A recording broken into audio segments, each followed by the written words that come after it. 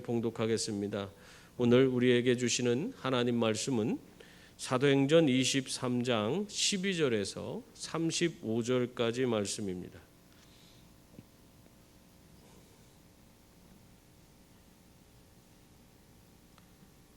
사도행전 23장 12절에서 35절까지 우리 한 절씩 나누어서 읽겠습니다. 날이 새매 유대인들이 당을 지어 맹세하되 바울을 죽이기 전에는 먹지도 아니하고 마시지도 아니하겠다 하고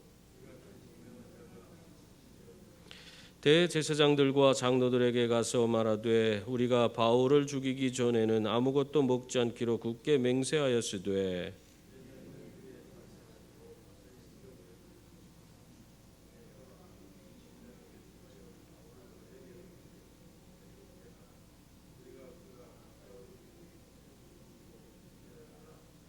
바울의 생질이 그들이 매복하여 있다 함을 듣고 와서 용내에 들어가 바울에게 알린지라.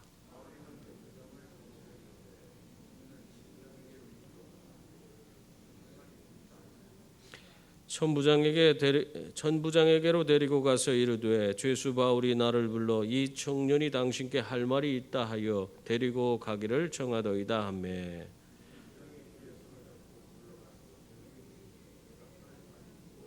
대답하되 유대인들이 공모하기를 그들이 바울에 대하여 더 자세한 것을 묻기 위함이라 하고 내일 그를 데리고 공회로 내려오기를 당신께 청하자 하였으니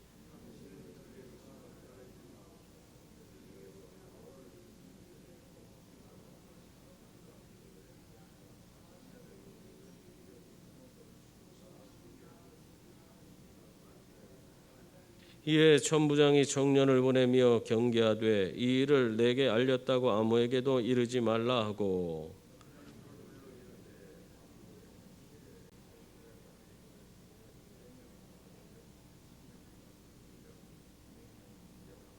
또 바울을 태워 총독 벨릭스에게로 무사히 보내기 위하여 짐승을 준비하라 명하며 클라우디오 루시아는 총독 벨릭스 가깝게 문안하나이다.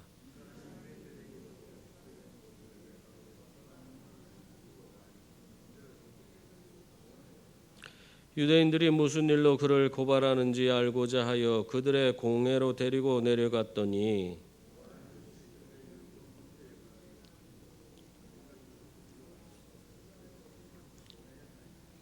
그러나 이 사람을 해하려는 간계가 있다고 누가 내게 알려주기로 곧 당신께로 보내며 또 고발하는 사람들도 당신 앞에서 그에 대하여 말하라 하였나이다 하였더라.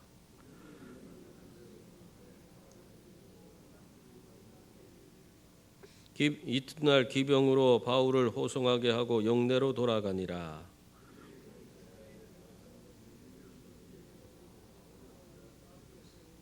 총독이 읽고 바울더러 어느 용지 사람이냐 물어 길리기아 사람인 줄 알고 헤롯 궁에 그를 지키라 명하니라. 아멘. 이 말씀으로 우리에게 은혜 주실 줄 믿습니다. 우리 좌우 옆에 있는 분들과 인사 나누겠습니다. 사랑합니다. 축복합니다. 반갑습니다. 예.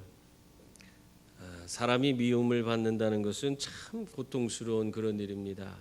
어떤 아이가 학교에서 따돌림을 당했어요. 그것이 너무 괴로워서 아파트에서 뛰어내렸다 하는 그런 기사가 났더라고요. 그런데 이런 기사가 참 어떻게 보면은 잊을만 하면 또 나오고 잊을만 하면 또 나오고 그런 일들이 반복되고 있습니다. 참 가슴 아픈 일이죠. 그 아이가 얼마나 괴롭고 힘들었을지 참 우리가 한번 생각해 보면 아무도 그를 도와줄 수가 없었어요. 그러니까 결국에는 그 아이가 이러한 극단적인 선택을 할 수밖에 없었던 것입니다. 누군가에게 미움받는다는 거 이런 것이 이렇게 고통스러운 거예요. 직장에서도 마찬가지 아닙니까? 어떤 누군가로부터 지속적으로 미움을 받는다고 생각해 보세요. 그 직장 생활이 얼마나 괴롭겠습니까? 그냥 직장 가도 마음이 편해야 되는데 마음이 편하지 않고 늘 좌불안석에 그냥 있어서 정말 직장 생활이 제대로 되겠습니까? 이렇게 우리들이 누군가로부터 미움을 받는다는 것은 아주 매우 힘든 일이고 아주 괴로운 일이라 할 수 있습니다.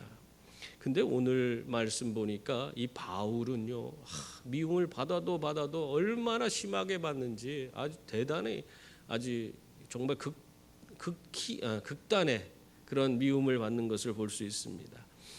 12절 13절 말씀 보세요. 거기 보면 날이 새매 유대인들이 당을 지어 맹세하되 바울을 죽이기 전에는 먹지도 아니하고 마시지도 아니하겠다 하고 이같이 동맹한 자가 40여 명이더라. 그렇게 말씀하고 있습니다. 바울을 미워하다 못해서 이 사람들은 어떻게 하겠다고 그렇게 말하고 있어요?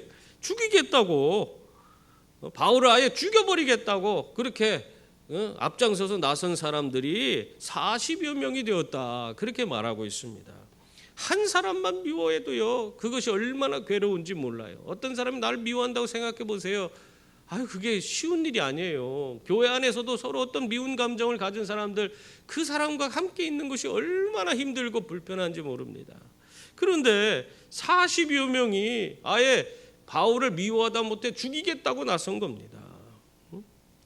거기다가 14절 보세요. 거기 보면 대제사장들과 장로들에게 가서 말하되 우리가 바울을 죽이기 전에 아무것도 먹지 않기로 굳게 맹세하였으니 이제 너희는 그의 사실을 더 자세히 물어보는 척하면서 공회와 함께 천부장에게 청하여 바울을 너희에게로 데리고 내려오게 하라. 우리는 그가 가까이 오기 전에 죽이기로 준비하였다. 지금 이 말이 무엇이에요?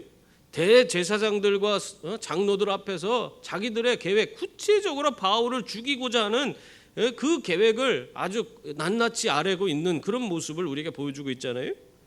이것은 정말 지금 이 공회에서 이 바울의 문제가 제대로 해결되지 않았습니다. 그것을 인해서 이들이 엄청난 분노를 가지고 바울을 죽이려고 하는데 그냥 그 분한 마음만 가지고 하는 게 아니라는 거예요. 구체적인 그런 계획과 전략을 세워서 바울을 죽이고자 했다 하는 것을 우리에게 보여주고 있는 것입니다. 더군다나 이것이 대제사장과 장로들의 묵인 앞에서 묵인해주는 그런 사실관계 속에서 진행되는 거예요. 다시 말하면 대제사장과 장로들까지도 어떻게 했다는 거예요? 바울을 죽이고자 하는 그 일에 같이 마음으로 동참하고 있다는 겁니다. 여러분, 이 대제사장과 장로들은 어떤 사람들이에요? 백성들을 율법을 가르치고 율법을 통해서 재판하는 그런 사람들이에요. 그런데 지금 이 사람들이 바울을 죽이는 일에 합세하고 있는 거예요. 그리고 나서 이들이 그 계획을 세울 때에 이 대제사장과 장로들에게 피해가 가지 않기 위해서 어떻게 하겠다 그렇게 얘기를 하고 있습니까? 내려오는 길에 그에게 더 물어볼 것이 있다. 재심을 요구하라는 거예요. 바울을 우리가 재판을 제대로 못했으니까 요번에 더 자세히 물어볼 테니까 우리의 이 공회로 보내달라. 그렇게 하면은 이 중간에 내려오는 길에 이 먹지도 않고 마시지도 않기로 작정한 40여 명이 달려들어서 바울을 죽이겠다는 거예요. 그래서 그렇게 하면은 오는 길에 다 했으니까 이 지금 이 공회의 문제가 되지 않는다. 다 대제사장과 장로들이 이 일에 합세했다는 그것이 드러나지 않게 될 것이다. 그러니까 우리가 그렇게 해주겠다 하면서 이 일을 계획하고 있습니다. 여러분, 사실 이것이 만약 대제사장과 장로들이 그것을 하지 마라 그랬으면 그 일이 이루어지지 않았을 거예요. 그죠? 근데 이 대제사장과 장로들이 합세해서 같이 계획을 짜고 그리고 나서 그 바울을 요청하고 이런 과정을 하나하나 진행하면서 이러한 계획을 완성하려고 했던 겁니다. 다시 말하면 대제사장과 장로들이 겉으로는 드러나지 않지만 저 뒤에서 배후 조종을 하고 있는 거죠. 여러분, 오늘날도 이런 경우가 너무 많습니다.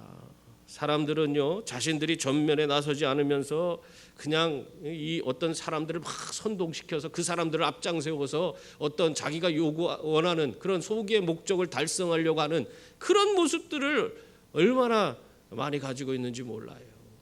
정말 어떻게 보면은 위로 갈수록 자기가 권세 있고 권력의 중심에 서 있는 사람일수록 자신은 드러나지 않고 그 아래에 있는 다른 사람들을 통해서 그러한 못된 짓들을 하는 경우가 얼마나 많습니까?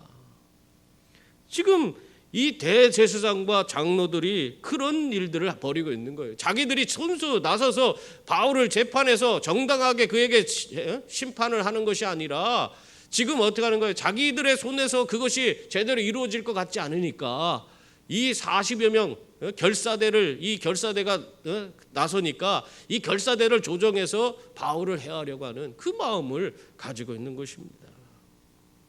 여러분, 우리의 삶이 이렇게 겉과 속이 달라서는 안 돼요. 항상 문제를 일으키는 사람들은요, 이 겉과 속이 다른 사람들이에요. 겉으로는 율법을 지키고 하나님의 사람인 것처럼 그냥 그렇게 행동을 하면서 그 모든 것을 다 이 율법대로 해야 된다. 그러면서 실상은 지금 불법을 저지르고 있잖아요. 이런 것처럼 오늘날 우리 교회의 교인들도 믿음으로 합니다. 나는 하나님, 난 열심히 신앙생활하고 있습니다. 그러면서 사실 겉으로는 그런 모습을 사람들 앞에서는 그렇게 행동을 하지만은 실상 세상에 나가서는 제멋대로 사는 사람이 얼마나 많습니까? 겉과 속이 달라요. 하나님은 그런 것을 좋아하지 않습니다. 여러분, 하나님은 우리의 중심을 보시는 분이신 줄 믿습니다.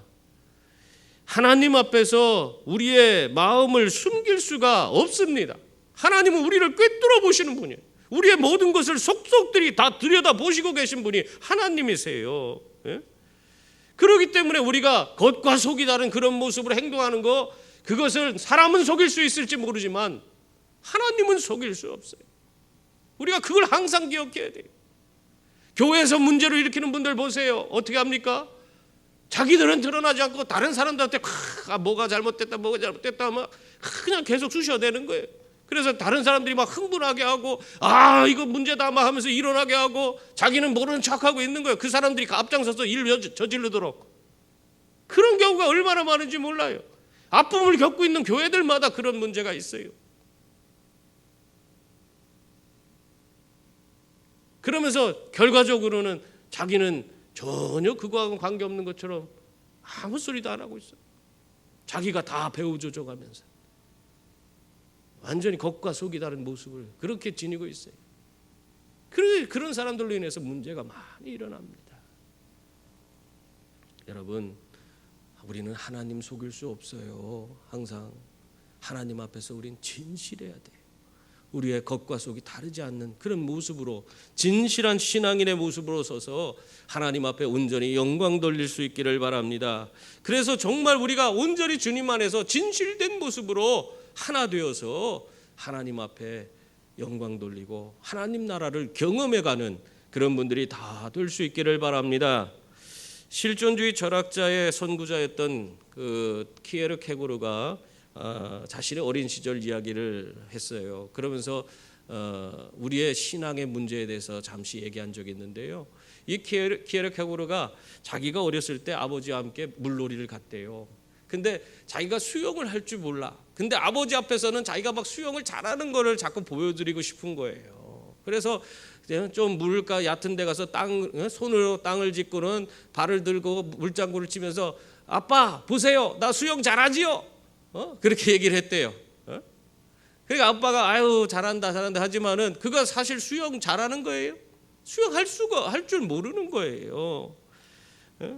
그냥 단지 물에 떠 있는 것을 그냥 그렇게 보이도록 만들어서 아버지께 보여준 것에 불과한 것입니다. 이 키에르케고르가 이야기를 하면서 우리의 신앙의 모습이 이런 모습이 있을 때가 많다는 거예요. 겉으로는 하나님 나 신앙생활 잘하지요. 나 예배 열심히 지금 교회에 나오니까 나 잘하지요. 내가 겉으로 내가 여러 가지 일들을 하는데 하나님 잘하지요. 그렇게 얘기하면서 실상 그 속으로는 적당히 세상에 나가서는 하나님의 사랑과는 전혀 관계없는 모습으로 적당히 세상과 타협하며 사는 그런 모습을 지니고 살아가지 않느냐 하는 것이에요. 겉과 속이 다른 모습을 지니고 있지 않느냐는 거예요. 겉으로만 잘하지요, 나 이렇게 신앙 좋습니다, 그러놓고는 실상은 세상에서는 세상 사람과 다를 바가 없어. 오히려 더 그냥 나서서 죄악의 길로 가는 그런 일을 벌이고 있는 사람도 있어요. 참 요즘에 나는 항상 그 신문 기사를 볼 때마다 두근두근해요. 또 교회가 뭔 일을, 교회 다니는 교회에 누가, 장로님이, 집사님이 뭔 일을 또 저질러서 꼭 문제 일으키고 큰 사건에 이 예수 믿는 사람들이 결부돼 갖고 항상 그 감옥에 가는 것을 기사에 줄줄이 그냥 나오는 것을 항상 보잖아요. 겉과 속이 달라요. 교회에서는 장로님이고 집사님이고 목사님이고, 목사님도 걸리더라고 보니까. 그런데 실상 그 뒤에서는 하나님 원치 않는 그런 그릇된 일들을 벌이고 있는 거예요. 겉과 속이 다른 거예요. 겉과 속이 다른 거예요. 여러분, 우리의 신앙을 점검하시기 바랍니다. 내가 정말 하나님 앞에서 진실된 모습으로 서 있는지, 내가 겉과 속이 다른 그런 행동을 하고 있지는 않은지 점검하시고 정말 진실된 믿음으로 서서 하나님께 인정받고 또 사람들에게도 칭찬받는 그런 분들이 다 될 수 있기를 바랍니다. 이렇게 바울은요, 대제사장과 장로들에게까지 아주 미움을 받는 그런 자였습니다. 여러분, 미움받는다는 사실을 우리가 모르면은 그래도 괜찮아요. 그죠? 어떤 사람이 나를 막 죽도록 미워한대. 근데 그 소리를 듣기 전까지는 뭐 그 사람이 미워하는지 안 미워하는지 모르니까 나하고 상관없는데, 어떤 사람이 나를 미워한다더라. 그 소리를 듣게 되면 어떻게 돼요? 그게 신경 쓰이고, 괜히 마음이 가고, 이걸 어떻게 해야 되나, 이거 문제를 어떻게 풀어야 되는지 막 그냥 골머리가 아픈 거예요. 어떤 사람이, 한 사람이 나를 미워한다고 해도 그렇게 되는데, 지금 바울은요 어떻습니까? 대제사장과 장로들, 또 그를 죽이기로 결사대까지 조직한 40여 명이나 되는 사람이 어떻게 해서든지 얼마나 미워하는지 바울을 죽이겠다고 작정하고 나섰잖아요. 바울이 이 사실을 몰랐었는데 어떻게 알게 됐습니까? 그 조카가 와서 그걸 알려줘요. 16절 말씀 보세요. 거기 보면은 바울의 생질이 그들이 매복하여 있다함을 듣고 와서 영내에 들어가 바울에게 알린지라. 바울을 죽이고자 하는 사람들이 40명이 있고 그들이 어떻게 죽일 것인지 그 매복해서 바울을 습격하고 하는 그런 모든 과정을 다 얘기해 준 거예요.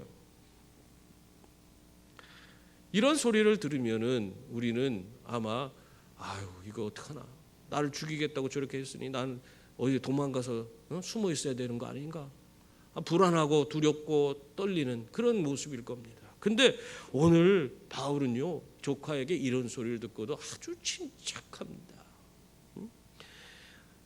왜 이렇게 침착할 수 있었느냐? 여러분 그거 생각해야 돼요. 바울이 이렇게 침착할 수 있었던 건 그거는 그냥 우연히 그렇게 된 게 아니에요. 하나님께서 그와 함께 하셨기 때문입니다. 특히 오늘 이 바울이 이 사건이 있기 전날에 하나님이 그에게 나타나셔서 그에게 주신 말씀이 있기 때문에 그는 더욱더 침착하고 담대할 수가 있었던 것입니다. 그것이 오늘 말씀해 보면 11절 말씀이에요. 11절은 우리가 읽지 않았죠. 거기 보면은 그날 밤에 주께서 바울 곁에 서서 이르시되 담대하라, 내가 예루살렘에서 나의 일을 증언한 것 같이 로마에서도 증언하여야 하리라 하는 이 말씀입니다. 지금 이 전날 밤에 하나님께서 바울에게 임하셔서 그에게 비전을 허락해 주시는데, 지금 너가 지금 예루살렘에서 복음을 전한 것처럼 로마까지 가서 로마에서도 하나님의 복음을 전하게 하리라 하는 그런 창대한 비전을 바울에게 보여주셨습니다. 이 주님께서 이러한 창대한 비전을 주시니까 그 비전을 품게 된 이 바울이요 두려움이 없는 거예요. 나는 여기가 끝이 아니다. 이 예루살렘에서 난 결코 죽을 사람이 아니야. 난 로마까지 가서 하나님이 나에게 주신 사명을 감당하고 거기서 하나님의 복음을 전하고 내가 그렇게 내 사명을 이루는 그 일을 나에게 주어져 있기 때문에 난 죽지 않는다. 그 생각을 갖게 된 것입니다. 여러분, 이렇게 비전을 품은 사람들은 담대할 수가 있습니다. 두렵지 않아요. 어떠한 시련과 고난이 닥쳐온다 할지라도 하나님 주신 그 비전을 품고 나아가는 자는 그것이 걸림돌이 되지 않아요. 그것이 자기에게 장애물이 되지 않고 고통이 되지 않아요. 내게 있는 여러 가지 어려움과 고난이 있을지라도 그것을 내가 뛰어넘어서 하나님이 주신 힘과 능력으로 오히려 하나님의 위대한 일들을 드러내는 일에 더 적극적으로 나서는 그런 사람이 되는 것입니다. 여러분, 주님이 주신 원대한 비전을 다 품을 수 있기를 바랍니다. 하나님은 여러분에게도 다 각자에게 하나님의 위대한 비전들을 허락해 주세요. 여러분을 통해서 이루고자 하는 위대한 일들이 있어요. 그것을 깨닫고 그 일에 헌신할 수 있는 분들이 다 되어서 어떠한 시련 가운데서도 담대한 믿음을 잃지 않고 정말 세상을 향해 믿음으로 나아가는 귀한 분들이 다 될 수 있기를 바랍니다. 여러분, 하나님이 큰 커다란 비전을, 창대한 비전을 허락해 주셨다고 해서 고난이 없는 거 아니에요. 고난이 따릅니다. 여러분, 우리가 고난이 있다고 해서 주저하고 머무르면 비전을 이룰 수 있어요? 하나님이 우리를 통해서 이루고자 하는 일이 우리가 주저하고 머무르면 이룰 수가 없잖아요. 하나님은 우리에게 비전 주실 때 그 비전을 이룰 수 있는 힘과 능력도 더하여 주시는 줄 믿습니다. 우리가 고난이 온다 할지라도 그것을 온전히 믿음으로 바라보고 도전하며 나아가면 오히려 그 고난을 우리가 딛고 일어나서 하나님의 큰 영광을 돌리는 그런 분들이 다 되는 줄 믿습니다. 여러분, 우리가 세상에서요 아무런 세상에 영향력을 끼치지 않고 살면은 세상에 조그마한 파동도 일으킬 수가 없어요. 세상을 바꾸고 변화시킬 수 없습니다. 그러나 우리가 하나님의 말씀을 붙들고 믿음으로 나아가면서 우리에게 주신 그 비전을 이루기 위해서 헌신하며 어떠한 고난이 있을지라도 감당하며 나아가면 그 고난 가운데서 하나님의 선한 역사가 나타나는 거예요. 세상을 바꾸고 변화시킬 수 있는 파동이 거기에서부터 시작돼서 점점 세상으로 흘러가는 거예요. 세상이 이게 파동으로 인해서 흔들리게 되는 거예요.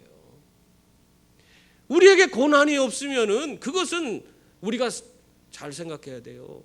오히려 내가 하나님 일을 할 때 세상이 나를 환영하고 나에게 아무런 고통을 주지 않는다?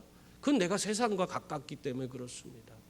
그런데 우리가 하나님의 그 장대한 비전을 품고 하나님 일을 이루기 위해서 헌신하고 나아간다면 우리에게 많은 어려움이 닥쳐요. 세상은 우리를 받아주지 않습니다.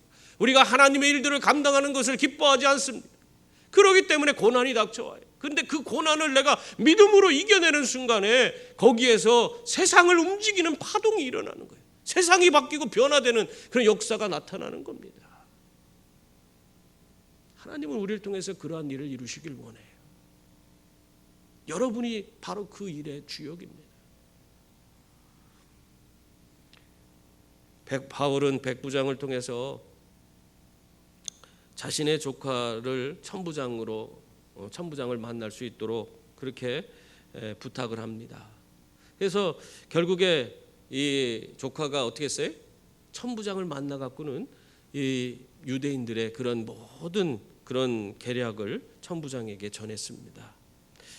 이 바울의 조카의 이야기를 들은 천부장이 오늘 말씀에 보니까 어떠한 조치를 내리고 있습니까? 오늘 보면은 먼저 이 조카에게 나에게 아무 말도 하지 않았다고, 나에게 이런 말을 전했다고 하는 말을 아무에게도 하지 말라. 그렇게 하고 나서 오늘 첫 번째로 어떤 조치를 내리냐면 22절 23절 보세요. 거기 보면은 이에 천부장이 청년을 보내며 경계하되 이 일을 내게 알렸다고 아무에게도 이르지 말라 하고 백부장 둘을 불러 이르되 밤 제3시에 가이사랴까지 갈 보병 200명과 기병 70명과 창병 200명을 준비하라. 그렇게 시켰습니다. 지금 이 백부장이 바울의 조카의 이야기를 듣고 나서 그 바울을 위한 특단의 조치를 지금 내리고 있어요. 그 조치 가운데 첫 번째가 뭐냐? 보병 200명. 엄청난 수입니다. 바울 한 사람을 위해서 보병 200명, 그리고 기병 70명, 그리고 창병 200명. 도합 이게 뭐예요? 470명이에요. 이 많은 병사들을 뽑아서 이 병사들을 바울을 보호하게 하고 그러면서 그들을 어디로? 가이사랴로 밤에 그들의 어떤 일들이 이런 계략이 유대인들의 계략이 실시되기도 전에 일이 아주 바울을 보호해서 가이사랴로 새벽에 옮겨버렸습니다. 참 어떻게 보면은 이 천부장이 바울의 안전을 위해서 아주 치밀하게 준비를 해갖고는 그 모든 과정을 이끌어가고 있습니다. 여러분, 이 천부장이요, 예수를 믿는 사람이 아니에요. 예수 믿지 않는 사람이에요. 그럼에도 불구하고 하나님의 귀한 그런 일꾼인 이 바울을 돕기 위해서, 바울의 앞으로의 그를 통해서 이루고자 하는 하나님의 위대한 일들을 그 펼쳐나가는데 그 부족함이 없도록 하기 위해서 자신이 알든 모르든 간에 이 천부장은 지금 이러한 조치를 취하고 있는 거예요. 믿지 않는 사람임에도 불구하고 하나님 일에 귀하게 쓰임받고 있는 것을 우리는 볼 수 있습니다. 여러분, 하나님이 하시면 안 되는 일이 없어요. 우리가 하나님을 찬양하지 않고 하나님 앞에서 그렇게 지내면은 성경에 보면 뭐라고 했어요? 예수님께서 돌들로도 하나님 찬양하게 할 것이다, 그런 얘기를 하잖아요. 하나님은 우리들이 하나님의 일을 하지 않으면요, 믿지 않는 사람들을 통해서도 역사하십니다. 그러므로 우리가 항상 기억해야 될 것은 하나님께서 나를 써주실 때 감사하고 정말 하나님 앞에 온전히 영광 돌릴 수 있는 그런 분들이 다 될 수 있기를 바랍니다. 하나님이 써주시는 것 그 자체가요, 하나님의 은혜예요. 은혜를 받는 길이에요. 하나님께서 나를 통해서 하나님의 일들을 이루어갈 때 우리는 하나님을 경험할 수 있습니다. 하나님을 어떻게 알 수 있어요? 하나님 일을 할 때 하나님이 나를 통해서 하나님께서 일하시기 때문에 우리가 그 모습을 보면서 하나님이 하셨구나, 하나님이 나와 함께 하시고 계시구나, 그걸 알 수 있는 거예요. 그것이 은혜예요.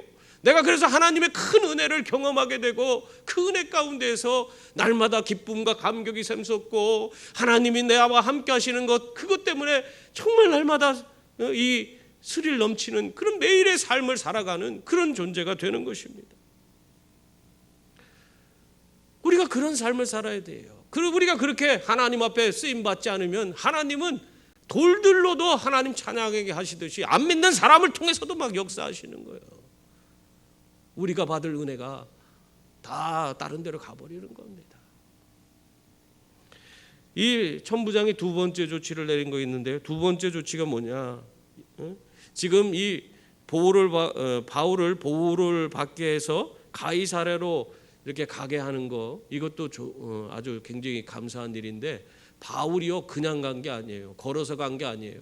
바울을 위해서 짐승도 준비시켜주고, 그 다음에는 친히 자기가 친필로 바울에 대해서 그 바울의 무죄를 고하는 그런 이 총독에게 고하는 편지까지 그걸 써서 바울 편에 보냈습니다.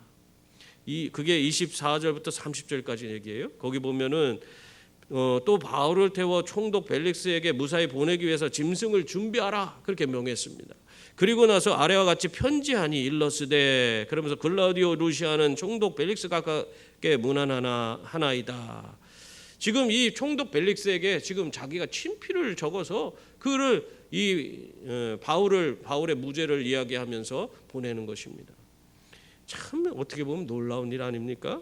바울을 죽이려고 하는 그런 사람들의 관계를 피해서 바울을 지키고 보호하려는 그런 일들이 이렇게 천부장을 통해서 일사천리로 그 특단의 조치가 내려지면서 모든 것이 한꺼번에 진행되는 걸 볼 수 있습니다. 여러분, 하나님은요 우리들의 악한 상황을 바꾸어서 도리어 유리하게, 우리가 그 악한 상황이 도리어 우리에게 더 유익하도록 만들어주시는 그런 분이신 줄 믿습니다. 오늘 지금 바울이요 가이사랴까지 가는 길이 험난할 수 있었어요. 그랬는데 지금 하나님께서 손대시니까 어떻게 됐어요? 순식간에 바울에게 말이 준비되고 자기의 무죄를 증명하는 편지가 쓰여지고, 그리고 보호하는 470명이라는 병사들과 함께 가이사랴까지 가는 그 길이 활짝 열리게 됐어요. 일순간에 그냥 순식간에 옮겨졌습니다. 여러분, 이렇게 하나님이 하시면요 사람이 하는 것보다 더 쉽게 모든 일이 이루어집니다. 우리가 죽도록 고생하고 노력해서 10년 동안 어떤 일을 이루었어요. 우리의 힘으로 하기 위해서 10년 동안 그렇게 고생을 했는데 하나님이 하시니까 1년도 안 돼서 그 일이 이루어지는 경우가 어떻게 그런 일들이 숱하게 많이 우리의 삶에서 벌어지는 것을 볼 수 있습니다. 여러분, 하나님이 하시면 무엇이든지 되는 줄 믿습니다. 하나님이 하시면 우리들의 삶의 문제도 일시에 다 해결되는 줄 믿습니다. 하나님이 하시면 우리의 삶에 닥쳐온 위기가 도리어 우리에게 기회가 되는 줄 믿습니다. 우리가 그걸 믿어야 돼요. 그걸 바라봐야 돼요. 미국의 브라운이라고 하는 사업가는 오로지 그 구두 하나만 팔아갖고는 백만장자가 됐어요. 그러기가 참 쉽지 않잖아요. 구두 하나 갖고 백만장자가 됐어요. 근데 이 사람이 사업을 하면서도요, 가정을 잘 꾸렸고 또 주일 성수도 열심히 하고 정말 신앙에 모범된 그런 모습으로 그렇게 모든 것을 잘 감당했다고 합니다. 보통 사업에 그렇게 열심을 내는 사람들은요, 사실 가정도 좀 소홀히 하고, 우리가 그런 거 많이 보잖아요. TV에서도 가정도 소홀히 하고 또 자기 그 신앙생활도 참 제대로 못하는 경우가 얼마나 많은지 몰라요. 근데 이 브라운이라는 사람은요, 그렇게 모든 일을 잘 열심히 하고 신앙생활도 정말 너무너무 잘하고 가정도 열심히 돌아보고 그렇게 하는 것이에요. 그러니까 사람들이 야, 어떻게 저렇게 사업도 저렇게 잘하고 어떻게 가정도 저렇게 잘 돌보고 신앙생활도 저렇게 완전 만점이네. 저렇게 잘할 수 있느냐. 그래서 사람들이 너무 궁금하니까 그 사람에게 찾아가서 물었답니다. 대체 당신은 어떻게 그렇게 신앙생활이나 가정생활이나 사업이나 그렇게 잘할 수가 있습니까? 한 가지 잘하기도 어려운데. 그렇게 물었대요.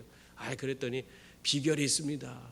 그러더래요. 그 비결이 뭡니까? 그러니까 그 비결은 우선순위입니다. 우선순위. 저는요, 첫 번째로 하나님을 최우선으로 두고 있어요. 그 다음에는 우리 가정을 우선으로 두고 그 다음에 자기 사업을 세 번째로 두고 있다는 거예요. 그래서 그 모든 일을 처리할 때에 그 순서에 입각해서 하나님 최우선, 그 다음에 가정, 그 다음에 사업 이렇게 하면서 모든 일을 결정하고 지금까지 진행해 왔는데 그랬더니 잘 되었습니다. 그렇게 이야기를 해줬어요. 그랬더니 사람들이 야, 대단하다. 우리도 그렇게 하고 싶다. 그런데 막상 사람들이 하려고 하니까 너무너무 두려워서 못하겠더래. 하나님 최우선을 두고 하면은 내 사업 망할 것 같아. 가정에 최우선을 두고 하면 또 내 사업이 안 될 것 같아. 이런 불안감이 있어갖고 도저히 그 사람대로 하나님 최우선, 뭐 다음 가정, 다음 사업 이렇게 안 되더래요. 사업을 하는 사람은 사업이 최우선이야. 그래서 이 불안한 세상적인 그런 사람들이 다 그렇게 하잖아요. 그러니까 이거를 바꾸려고 하는데도 불안해서 도저히 바꿀 수 없더라. 그런 얘기를 하더래요. 여러분, 결과적으로 우리가 이렇게 우선순위를 두고 제대로 하지 못하는 거 결국 그러다 보면 어떻게 해요? 세상의 방식대로 하잖아요. 그러면 세상이 원하는 결과물밖에 우리에게 주어지는 거 없어요. 가정 망가지고 신앙생활 망가지고 남는 게 없는 거예요. 사실 사업 하나 잘 되면 그것이 다 합니까? 우리 삶이 그게 아니잖아요. 그러나 우리 하나님께서는 뭐라고 하세요? 너희는 먼저 그의 나라와 그의 의를 구하라. 그리하면 이 모든 것을 너희에게 더하시리라. 이 모든 것은 우리의 모든 것이에요. 내가 먹고 사는 삶의 문제, 내 사업의 문제, 모든 것들을 하나님 나라와 의를 구하는 자에게는 이 모든 것을 너희에게 더하시리라. 모든 것을 다 하나님 책임져 주시리라. 그 말씀을 하고 있는 거예요. 우리가 이런 것을 우리가 믿어야 돼요. 우리가 뭘 믿고 살아요? 하나님 말씀도 안 믿고 어떻게 우리가 삽니까? 여러분, 하나님은 내가 할 수 없는 것도 하실 수 있는 분인 것을 여러분 믿을 수 있기를 바랍니다. 오늘 이렇게 보면은요, 이 바울이 유대인의 계략을 피해서 밤에 가이사랴에 무사히 도착할 수 있었던 거, 이 모든 것이 하나님의 그런 놀라운 계획이고 섭리였던 것입니다. 하나님이 함께 하셨기 때문에 하나님께서 그 모든 것을 다 이루어 주신 거예요. 하나님이 함께 하시면 이렇게 모든 것이 정말 어떻게 보면 순리대로 내가 생각지 않은 방법으로 모든 것이 일사천리로 이루어지도록 그렇게 만들어 주시는 것입니다. 우리의 삶도 마찬가지예요. 하나님이 함께해 주셔야지, 그래야지 모든 것이 온전해지지. 그렇지 않으면 우리의 삶에 매일매일이 힘들고 고통스러울 수 있습니다. 그러므로 여러분, 하나님께 우리의 모든 것을 먼저 맡길 수 있기를 바랍니다. 지극히 작은 부분도 맡기셔야 돼요. 큰 거, 그거는 맡기는 거는 어떤 분은 그 큰 것도 못 맡기지만은 큰 문제가 있을 때는 그걸 가지고 하나님 앞에 기도하는데 작은 것은 그냥 무시하고 갈 때가 있어요. 여러분, 하나님은 여러분의 삶의 전 영역의 주인이십니다. 그 모든 영역에서 하나님이 되시길 원하시고 계세요. 여러분의 지극히 작은 부분부터 큰 영역까지 모든 삶의 전 영역을 하나님께 모두 맡기시길 바랍니다. 그것이 바로 하나님을 인정하고 사는 거예요. 하나님을 인정할 때 하나님은 또한 우리를 인정해 주십니다. 내 삶을 지켜주시고 인도해 주시는 거예요. 이게 신앙의 기본적인 순서예요. 하나님을 내가 인정하면 하나님이 나를 인정해 주는 거예요. 그러면 하나님께서 나에게 창대한 비전도 허락해 주시고 그것을 감당할 수 있는 힘과 능력도 주셔서 내가 가는 곳에 여러 가지 힘들고 어려운 고난이 있을지라 능히 그것을 이겨내고 내가 세상에 큰 파장을 일으키는, 그래서 세상을 바꾸고 변화시키는 그런 주역이 되도록 만들어 주십니다. 바로 여러분, 저와 여러분이 이러한 은혜 가운데서 하나님의 위대한 역사를 이루시는 그런 분들이 다 될 수 있기를 주님의 이름으로 축원합니다. 기도하겠습니다.